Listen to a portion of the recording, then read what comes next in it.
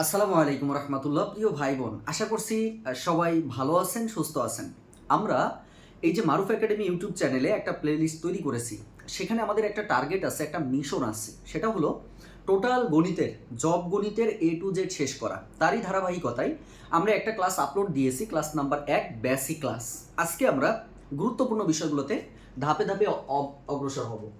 দেখেন, আজকে আমাদের আলোচনার বিষয়টা হচ্ছে ক্লাস নাম্বার 2। এটা হচ্ছে ক্লাস নাম্বার 2। সকলে পরপর ভিডিওগুলো দেখার চেষ্টা করবেন, কোনো কিছু বাদ দিবেন না। আজকে আমাদের টপিকে কি কি থাকছে সেটা যদি আমরা একটু দেখি। দেখেন যে আজকে আমাদের বাস্তব সংখ্যায় আলোচনা বিষয় যেটা, আর টপিক হচ্ছে আমরা দুইটা জিনিস শিখবো আজকে। MM2 মানে মারুফ ম্যাথ টাইপ ভিত্তিক, এটাকে টাইপ ভিত্তিক বলা হয়। আজকে আমরা শিখবো বৃহত্তম ক্ষুদ্রতম সংখ্যা থেকে কিভাবে BCS সহ অন্যান্য চাকরির পরীক্ষায় প্রশ্ন হয়। আরেকটা আমরা শিখবো জোড় ও বেজোড় সংখ্যা থেকে কিভাবে আমাদের প্রশ্ন পরীক্ষায় হয়ে থাকে। তো প্রিয় ভাই বোনেরা, চলেন আমরা আমাদের ক্লাস শুরু করি। প্রথমে আমাদের যেটা আলোচনা সেটা দেখেন যে বৃহত্তম আর ক্ষুদ্রতম। প্রথমে আমাদের এখান থেকে যে জিনিসটাকে বেসিকটা আগে ধারণা নিতে হবে। ভাইয়া, বৃহত্তম সংখ্যা কি? দেখেন, আমরা জানি যে 0 থেকে 9 পর্যন্ত সংখ্যার মধ্যে সব থেকে বড় সংখ্যা, বড় অঙ্ক হচ্ছে 9। আর সব থেকে ক্ষুদ্রতম যদি আমরা বলি তাহলে 0-কে আমরা বলি। কিন্তু কথা আছে, খেয়াল করেন, আমরা যদি বলতাম যে 5 অঙ্কের বৃহত্তম সংখ্যা কত, 5 অঙ্কের বৃহত্তম সংখ্যা কত, যতগুলো অঙ্কের বলবে সে কয়টি 9 দিতে হবে। তাহলে 5 অঙ্কের বৃহত্তম মানে আপনি হচ্ছে 5টা 9 দিবেন। এটাই হচ্ছে 5 অঙ্কের বৃহত্তম সংখ্যা। আর যদি আমি বলতাম 5 অঙ্কের ক্ষুদ্রতম সংখ্যা কত, এই জায়গাটা একটু মনে রাখতে হবে।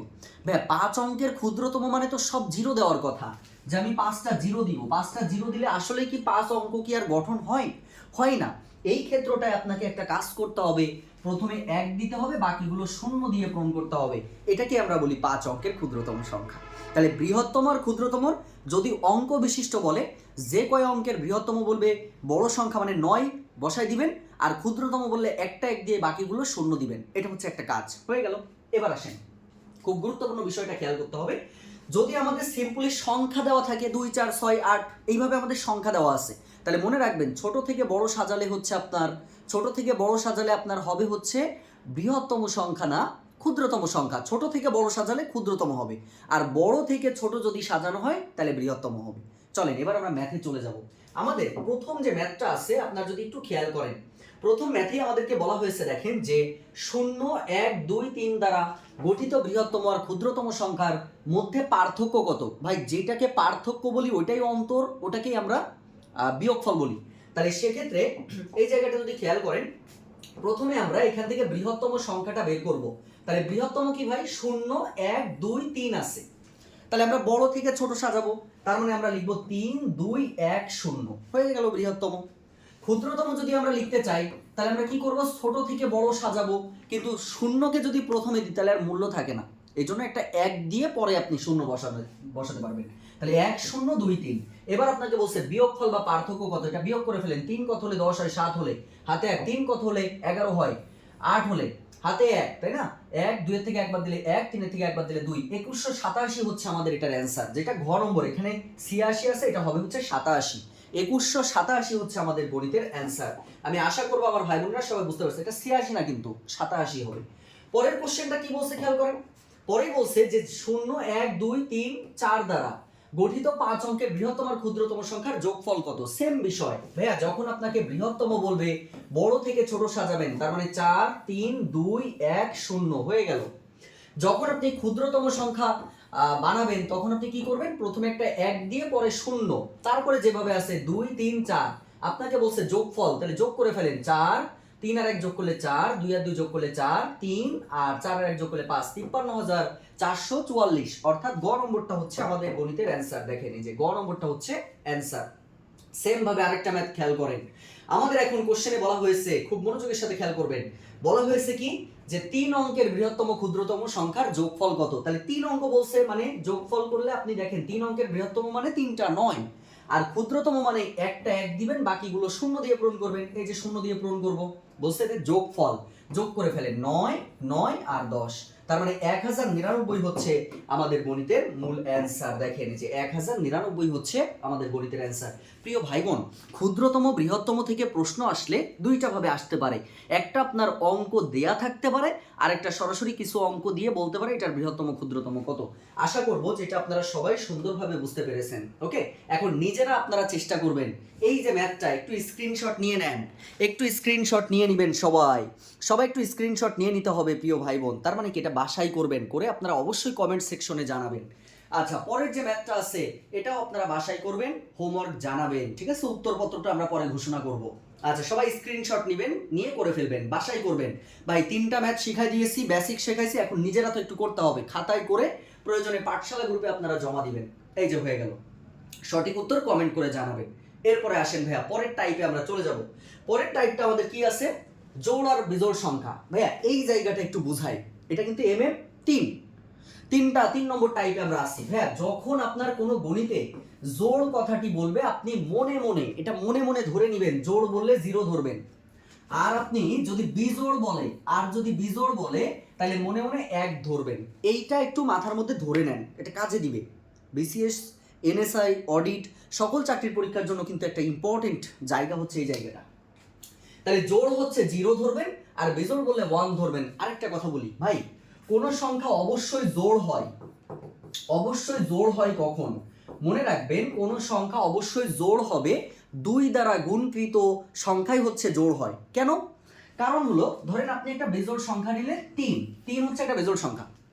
এই 3কে যদি আপনি 2 দিয়ে গুণ করেন, 3 দুগুণে কিন্তু 6 হয়, জোড় হয়ে যাচ্ছে। আবার আপনি একটা 2 সংখ্যা নিলেন, জোড় সংখ্যা, জোড়কে 2 দিয়ে গুণ করলেও 4 হয়। তার মানে একটা জিনিস খেয়াল করেন, অবশ্যই জোড় সংখ্যা হয় যাকে আমরা 2 দিয়ে গুণ করি। বেজোড় সংখ্যাকে 2 দিয়ে গুণ করলেও জোড় হবে, আবার জোড় সংখ্যাকে 2 দিয়ে গুণ করলেও জোড় হবে। আপনি যদি 5 একটা বেজোড় সংখ্যা না, 2 দিয়ে গুণ করে দেখেন 10 হয়। 6 একটা কি জোড় না, জোড়কে 2 দিয়ে গুণ করে দেখেন 6 দুগুণী 12 হয়। তাহলে জোড় বেজোড় যেটাই নেন না কেন 2 দিয়ে গুণ করলেই আপনার কি হবে? জোড় সংখ্যা হয়ে যাবে। আশা করছি বুঝতে পারছেন। এইবার আসেন ভাই আমরা ম্যাথে চলে যাব। আমাদের একটা ম্যাথ কি বলছে দেখেন, নিচের কোনটি অবশ্যই জোড় হবে? ভাই অবশ্যই জোড়ের সিস্টেম হচ্ছে 2 দ্বারা গুণকৃত কোনো সংখ্যা। দেখেন অবশ্যই জোড়, তাহলে আমি দেখতে পাচ্ছি 2 দ্বারা গুণকৃত সংখ্যা আছে একটাই, সেটা ঘ নম্বর। সুতরাং আমাদের এটার অ্যান্সারটা হচ্ছে 2x। এটা অ্যান্সারটা হবে দেখেন 2x। পরের কোশ্চেনটা কি বলছে খেয়াল করেন, এখানে বলছে এ ও বি দুটি বিজোড় সংখ্যা দেওয়া আছে, দুইটা বিজোড় উল্লেখ করা আছে। যদি কোনো প্রশ্নে উল্লেখ করা থাকে যে দুইটাই বিজোড় মানে 1 ধরবেন, জোড় মানে 0 ধরবেন। তাহলে এখানে আমরা এ আর বি দুটোই বিজোড়, মানে এ সমান সমান মনে মনে 1 ধরবেন, বি সমান সমান মনে মনে 1 ধরবেন। এবার আপনাকে বলছে নিচের কোনটি অবশ্যই জোড়, অপশনে মান বসাবেন। ক নম্বর অপশন ছিল দেখেন এ বি, আমরা এর মানটা জানি 1, বির মানটা জানি 1, এককে 1 হয়। ভাই জোড় কি হয়েছে? হয় নাই, এজন্য এটা অ্যান্সার না। পরেরটা কি বলছে a plus A 2a plus 2, 2 এর সাথে a যোগ করলে ভাই কত হয়? 3a। তার মানে 3a প্লাস 2, খেয়াল করেন 3 ইন্টু এর মান কত ভাই? 1 আমি কিভাবে ধরলাম? যেহেতু বেজোড় বলেছে, আপনি চাইলে 3 ধরতে পারেন, 5 ধরতে পারেন, যে কোনো একটা বেজোড় সংখ্যা ধরতে পারেন। তাহলে 3 প্লাস এখান থেকে 2, 3 আর 2 5, এটাও বেজোড় হয়েছে, এটাও অ্যান্সার না। পরে a প্লাস b প্লাস 2 বলছে, খেয়াল করবেন তার মানে এর মানটা 1 প্লাস 1 প্লাস 2, ভাই তাহলে কত হচ্ছে? 1 আর 1 যোগ করলে 2 আর 2 4, দেখেন জোড় হয়েছে। তার মানে এই সংখ্যাটাও কিন্তু জোড় সংখ্যা। আবার পরক্ষণে বলছে 2a প্লাস 4b, খেয়াল করেন 2a প্লাস 4b, তার মানে 2 ইন্টু 1 প্লাস 4 ইন্টু 1, দেখেন 6 হয়, এটাও জোড় সংখ্যা। তাহলে জোড় সংখ্যা দুইটা। আমাদের অপশনটা মূলত এখানে ছিল a প্লাস b প্লাস 1। যদি 1 থাকতো তাহলে এটা কিন্তু অ্যান্সার হতো না, 1 থাকলে কিন্তু বেজোড়ই হইতো।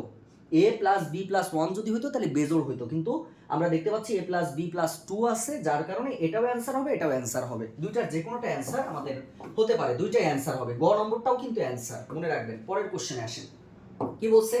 সেম ভাবে ভাই যে ক এবং খ উভয় জোড় সংখ্যা। এবার বলছে কিন্তু দুইটাই জোড় সংখ্যা। তাহলে জোড় বললে আপনি মনে করেন ক সমান সমান 0 ধরবেন, আবার খ সমান সমান ধরেন 0 ধরবেন। কারোর ইচ্ছা হলে 0 না ধরে 2 ধরতে পারেন, সমস্যা নেই ভাই। আপনি যে কোনো একটা জোড় সংখ্যা ধরতে পারেন, 2 4 6 8, যে কোনোটা ধরতে পারেন, তবে 0 ধরলেই সাধারণত মিলে যায়। ওকে, এখন দেখেন তাহলে অবশ্যই বিজোড় সংখ্যা হবে কোনটা?